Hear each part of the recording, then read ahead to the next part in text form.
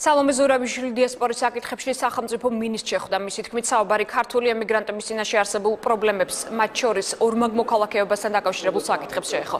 მინისტრმა ემიგრანტების უფლებების დაცვაზეც ისაუბრა. გელად უმბაძის ინფორმაციით აღნიშნულ პრობლემაზე საუბარი სხვადასხვა უწყების არომადგენლების მონაწილეობით ბრგვალი მაგიდის ფორმატში უნდა მოხდეს.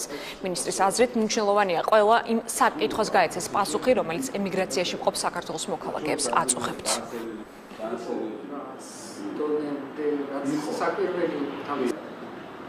ისაუბრეთ სწორედ ამ ძალიან რთულ სიტუაციაზე, რომელიც შექმნილი არის ჩვენი თანამემამულეებისთვის, ვინც ცხოვრობს უცხოეთში და ვისაც არ ენიჭება მოქალაქეობა ან დაკარგა და მათი უფლებების დაცვა როგორ უნდა იყოს. რაც მთავარი არის და მე ვარ ძალიან მოხარული ამითი, მინისტრმა გამოთქვა სრული მზადყოფნა იმისთვის, რომ მისი უწყება ამ საქმეში ჩაერთოს. ჩვენ შევთანხმდით ერთ თემაზე, რაც შეთანხმება იკითხეთ და ეს არის თანამშრომლობა, ხანძლივი დიალოგი, იგივე სხვადასხვა უწყებების მონაწილეობით, რომ იმ საკითხებზე ხელისუფლებამ გასცეს პასუხი, რაც ქართულ ემიგრაციას, ჩვენს დიასპორას ზოგადად აწუხებს.